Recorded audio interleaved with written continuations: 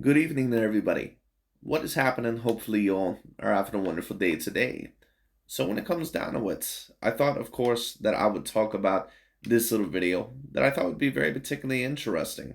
And for those of you, of course, that have seen my channel or overall have been on my channel before, you know that a lot of the times that I like to do certain reactionary videos to that of certain channels, especially that of other boxing channels.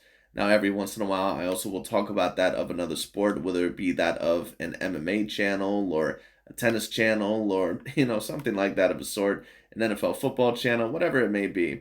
But of course, my main bread and butter is that of boxing. And of course, for those of you that do know about boxing, you know that there is usually a top 10 pound for pound list.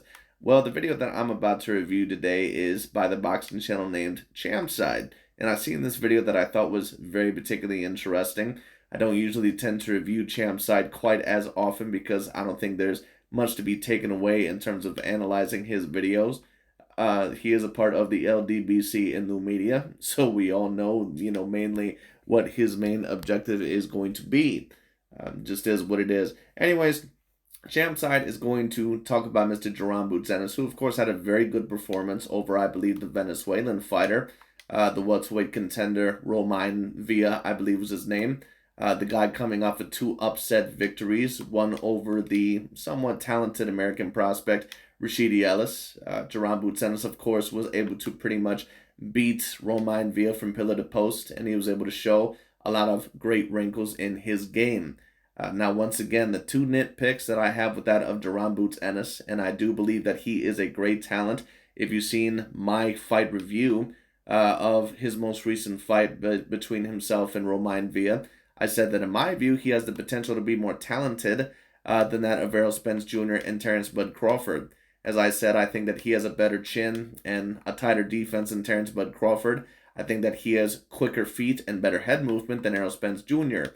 Just my personal view of it. But the thing is with Jaron Ennis is that I can't put him on the same realm as any of those fighters, and I also can't put him in the same realm as the top 10 or top 20 or even the top 30 pound for pound because he's never won a legitimate title within his career. And when I say legitimate title, I'm not talking about regular, interim, or anything of that sort. I'm not talking about any of those belts. I'm talking about one of the four legitimate titles that you can win in your own weight division. If you do not have one of the four legitimate belts within your main weight division, or if you're not undefeated or something of that sort and you had a former belt, you are not making my top 10 pound for pound list. It just is what it is. Understandably, Jaron Ennis, he is extraordinarily talented. But CHAMPSIDE, of course, for those of you that have not seen his channel, he put Jaron Ennis, I believe, most recently on his top 10 pound for pound list. Do I agree with that? Of course not. I think that Jaron Ennis, I think that he has great potential to eventually become on the top 10 pound for pound list. But once again, he's a fighter that has never won a belt in his career. And on top of that, he's a guy that clearly does not have any legitimate A-grade fighters. Like I said, the two nitpicks that I would have about Jaron Ennis, if we're talking about his fighting style, I think that he mainly has everything, to a pretty good degree. There isn't many nitpicks or many criticisms that I would really have over his fighting style. I think that he's explosive. I think that he's great offensively and defensively. He appears to be great in every range. The only thing that I would say is that at times, and this can be a little bit normal when you're younger, around that 25-year-old range, still trying to prove yourself, especially within that, of a little bit more of a competitive division. It happened with Floyd Mayweather, it happened with some of the other fighters trying to prove themselves where they ended up getting a hit a little bit too much in certain exchanges. But I expect him to tighten it up more than likely in, fights against better fighters later on. But of course, the other nitpick is that he's 30-something and 0, and he has no legitimate A-grade fighters on his resume. I mean, the best fighters that he's ever defeated have been Romain Villa, Thomas Delorme, Sergey Lipinets, and maybe one other name. None of those guys are A-grade fighters. It just is what it is. Some would debate that those guys are not even B-grade level fighters. So it just is what it is. But, now Romain Villa, I would say at the time was probably B, and probably Sergey Lipinets maybe a B. But at the end of the day, he hasn't really faced any legitimate contender. And it's those reasons why I cannot put him on my personal pound for pound list. But I find it very interesting that someone like a CHAMPSIDE, And some of these other guys, I see no protests about Jaron Ennis being on the top 10 pound for pound list. These same LDBC and new media guys that claim that they're out for honesty, logic, and objectivity. And let's remember that one of the very big problems that they had with Vasily Lomachenko is that Vasily Lomachenko was being hyped up as the debatable number one pound for pound fighter, even when he had 9 fights on his resume. When it came down to it, and all in all, he was getting title shots, blah blah blah, and he was being pursued as the next big thing. Well, how come I'm not seeing any protests about Jaron Ennis? Because a lot of these guys, they also watch the videos of the other channels when it comes down to it, or they hear about what their pound for pound lists are. How come I'm not hearing any protests about Jaron Ennis being on the top 10 pound for pound list? Because really, that's absolutely ridiculous. But, once again, I've already said this. The problem that they really always had with Vasily Lomachenko and fighters like Mr. Naoya Inoue and Tyson Fury and Canelo Alvarez, it never really was the fact that they said, oh, they're being so overhyped. And maybe to a degree they truly believed it. But like I said, if Canelo Alvarez, Vasily Lomachenko, and Tyson Fury, if they all had melanin, if they all were black fighters, they'd be clearly on their top 10 pound for pound list, undoubtedly, at least during their reign. If Canelo Alvarez was a black fighter, they would still have him clearly either at number one or within the top three. No doubt about it. No doubt about it. Just is what it is. But anyways, let's talk about this. I just thought that it was very particularly interesting because CHAMPSIDE is going to bring up certain points that I tend to agree with. He's also going to bring up some points that I do not agree with. So let's get straight into it. Let's see what he has to say. How good is Jaron Ennis, and is he destined for greatness? Just how special is that Philadelphia fighter who improved to 31-0 this weekend over Royman Villa? Many people in January said that he was exposed on the Tank Davis undercard because he failed to cut off the ring and Karen won no rounds. He came to survive, and he threw almost no punches of significance. Yet, many people said Jaron Ennis was exposed. And styles make fights, so Royman Villa came to Jaron Ennis all night, walked forward, and Jaron Ennis was able to showcase what he can do. The angles, the pivoting. Listen, let me just say this before CHAMPSIDE continues. I have no doubt about it that Jaron Ennis, unless he runs into a challenge with his inexperience at the current moment in time against elite caliber competition, and some people will say, what are you talking about, inexperience? He has 30 plus fights on his record. Right, but not every fight means the same thing. Like I said the other day in my other video, Vasily Lomachenko, he only has 20 fights in his career. Gervonta Tank Davis has over 30 fights in his career, I believe, or around there. Vasily Lomachenko has more experience in terms of the professional boxing circuit than what Gervonta Tank Davis does. And the reason why that is because Lomachenko has been in more fights that matter. It just is what it is. It isn't about how many bums you can pretty much clean off the street, or whoop, in the ring. It's about, who you truly beat in terms of real legitimate contenders. So it is what it is. So like I said, we'll see where Jaron Ennis goes from here. I think that he is destined for greatness as well. We'll have to see where he goes. Like I said, the welterweight division is at a very interesting spot because a lot of the former fighters that were very good there or great there, they're no longer around. Kell Brook is not there. Keith Thurman, he pretty much is done. Sean Porter retired. Danny Garcia is not in that weight division anymore. And the Terrence Bud Crawford Errol Spence fight, after that fight happens, I'm not sure if they're going to fight Jaron Ennis after that. I could be wrong, but we'll see what happens. But it will be very interesting. Of course, there's always a fight with Virgil Ortiz, maybe Staniosis. But the only fighters, in my view, that are truly possibly going to challenge Jaron Ennis, just in terms of talent-wise, is probably either going to be Crawford or Spence. The switching back and forth, the combinations, the hand speed, the foot speed, the reflections, the reaction time, the instincts, all of these things, tremendous boxing IQ on display from Jaron Ennis, who's in the 25 and under club. He just turned 26, as a matter of fact. And he shows you all of the different range of what he could do in the boxing ring. And so when I put him on my pound for pound list, a lot of you said that my list was trash. Right, but come on, you can't have a fighter, once again, that's never won a belt and never beat an A-grade level fighter on your top 10 pound for pound list. like I said, a lot of these LDBC and new media channels, I always love to say this shit about, oh, well, when it comes down to it, Vasily Lomachenko, you guys were just hyping him up. He was this big hype job. He was never the number one pound for pound fighter. How can you say that he was the number one pound for pound fighter just with this amount of fights? Right, but then with or they'll talk about Naoya Inoue not being pound for pound because he hasn't beaten any great opponents, and that's somewhat true in my view. But at the end of the day, if you're going to keep those same standards, why the hell do you have Jaron Ennis in the pound for pound conversation when A, he's never even close to defeated an A grade level fighter when it comes down to it, and on top of that, he's never won a legitimate belt. If Jaron Ennis was a Caucasian fighter or a Latino fighter, people would be saying, "Are you kidding me? How do you have him in the pound for pound conversation? Overrated." That's what they'd be saying. And don't get me wrong, I'm not going to label any of those claims on Jaron Ennis, but there's no way logically that you can actually have Jaron Ennis on the top 10 pound for pound list. Now, when you want to talk about in terms of talent, yeah, sure, he's up there with a lot of fighters in terms of talent. But the reason why you can never put a fighter like that with that amount of inexperience on a top 10 pound for pound list is because a pound for pound list, you need some sort of experience. You need a resume. You need accomplishments. I don't care how talented you are. That's only a part of the equation. If we take a look at NFL football, many people would always claim for many years that Aaron Rodgers was over that of Tom Brady, and eventually they were proven wrong. When it came down to it, Aaron Rodgers, once again, extraordinarily gifted, extraordinarily talented. But Aaron Rodgers is an example of an athlete to where he's uber talented, extraordinarily talented, but it's the reason why you can't always rely on that. You have to go with actual results because talent does not always equal results. Now, of course, this is an individual sport.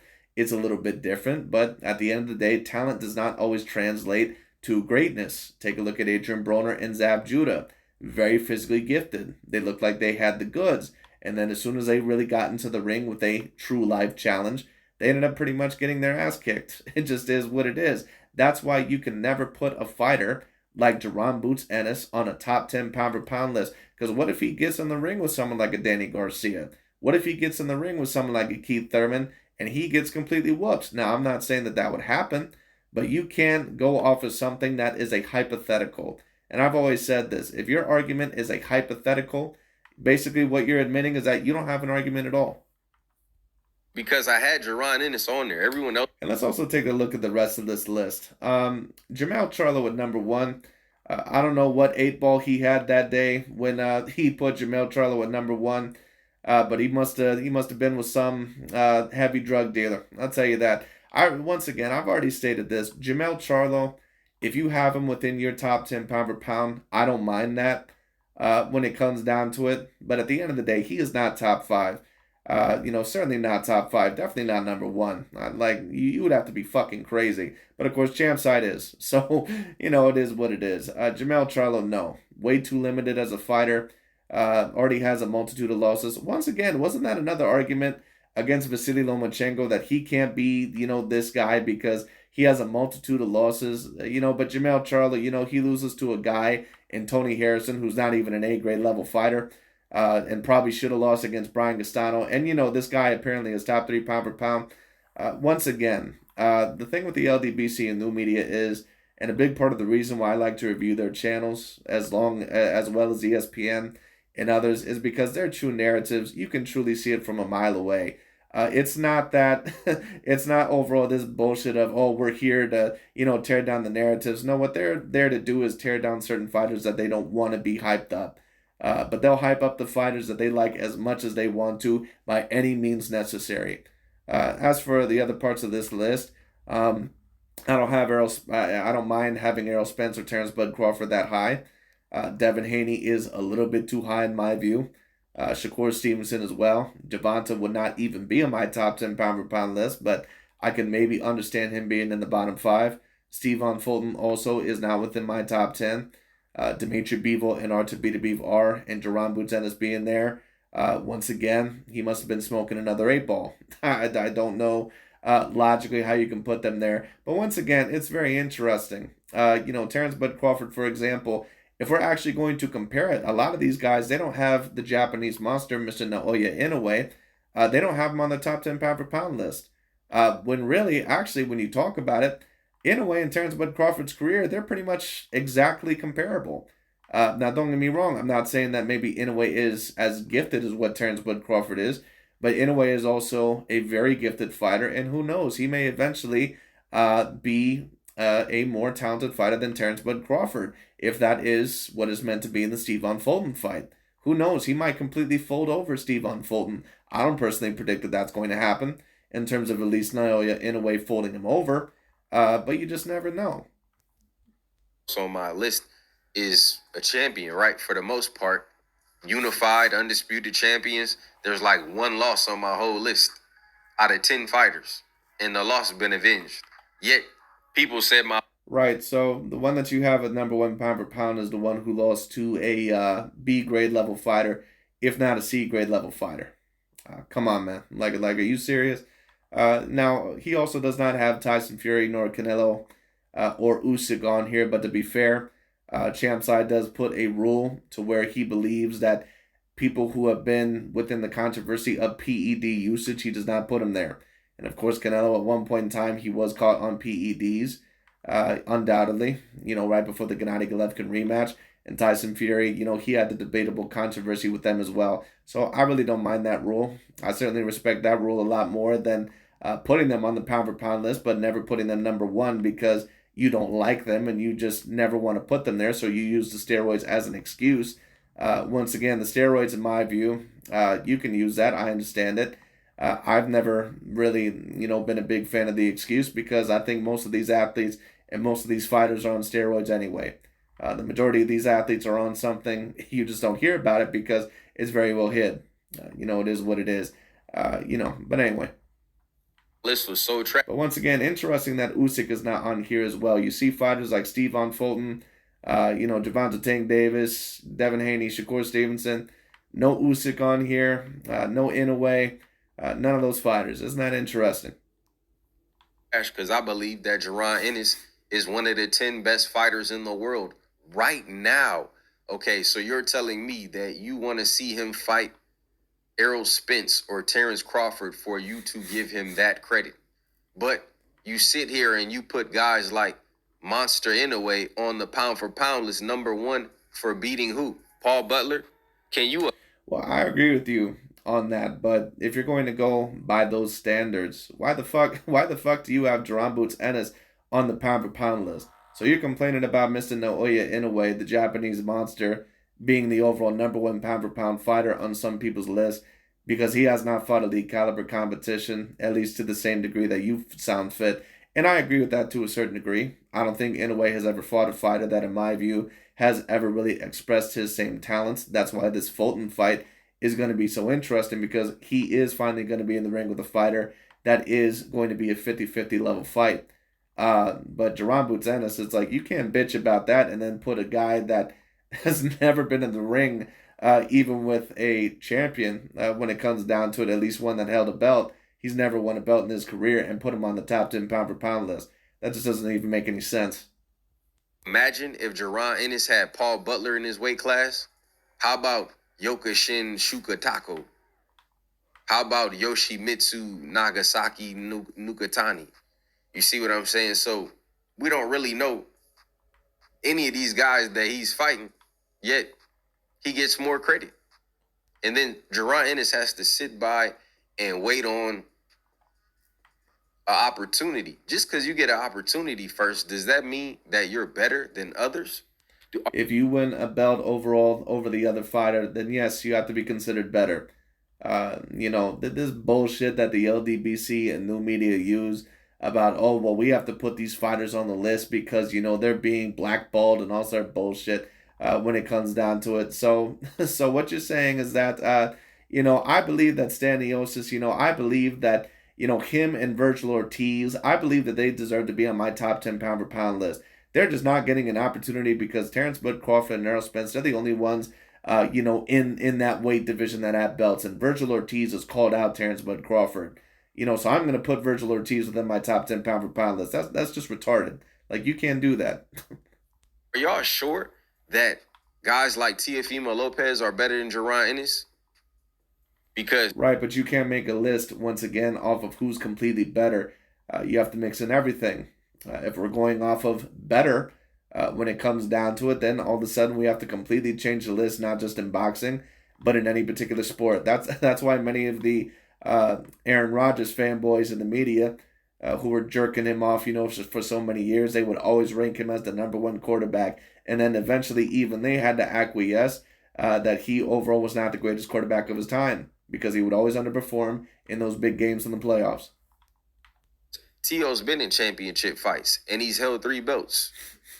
Boots hasn't even got the opportunity. Lomachenko fought for a world title in his second fight. So we could go on and on about different examples. You could bring up Shakur. So basically, what you're saying then is that Jaron Ennis, in your personal opinion, he shouldn't just be top 10 pound for pound. He should be within your top 5. Because Jaron Ennis, in my view, is probably more talented than Stephon Fulton. He's certainly more talented than Jamel Charlo. When it comes down to it, he's more talented, than some of the other guys on the list. He's probably more talented than Devin Haney. Why don't you have him even higher? Because you realize once again that Jaron Ennis, that it's illogical to put him over those fighters, but you just won't put him over the fighters that you mainly want to be on there. Now, once again, I give him credit. He at least has better beef and Dimitri Bivol up there. But there's a lot of other fighters, in my view, that are either way too high or some of them that don't even belong there. Stevenson, Devin Haney, the guys that are around his age. You could bring up Tank Davis. Are them guys really better than Boots? Or did they get their opportunity first? Right? At 135, there's no big brother. Right, so you know what? I'm just going to say this. Is Nikola Jokic, really better than Joel Embiid, or did he just win his championship first? So you know what? Going into next season, because I fully believe that later on, Joel Embiid, he's going to win more championships than Nikola Jokic. I'm going to rank Joel Embiid as the number 1 overall NBA player for next season. Do you see how fucking stupid that sounds? There ain't no big brothers there. Like Spence and Crawford are there. Spence is 33 and Crawford is 35. Boots is 10 years younger than the top guys in his weight division. At 135, all them guys pretty much the same age, besides Loma. Loma's the old head there, right, if you will. So Boots is in a weight class. His peer would be a Virgil Ortiz. What's Virgil doing? We don't really know. We don't really know what's going on with him because... Well, just to talk about Virgil Ortiz actually has a better resume than that of Jaron Ennis. I can actually name you a couple of top contenders that he's beaten. And Jaron Ennis has beaten a couple top contenders, but once again, there's just no one on his resume to claim him as a top 10 pound for pound fighter. Once again, you can never base it off of talent. Because a lot of the times, talent, when it comes down to it, people think that this person is so uber talented, but then when it comes time to shine, they may not show up. I'm not saying that that's not going to happen with Jaron Ennis, but there's been a lot of talent in whatever particular sport, and they didn't work out. Zab Judah and Adrian Broner, Mike Tyson. Do you know how many people, Thomas Hearns, even for example. Now, some people will say, what the hell are you talking about? Mike Tyson and Thomas Hearns, they were all-time great fighters. Right, but if I'm going just based off of talent, then before that Sugar Ray Leonard and Tommy Hearns fight, by CHAMPSIDE's logic, I would have had to put Tommy Hearns over Sugar Ray Leonard because he looked more physically talented.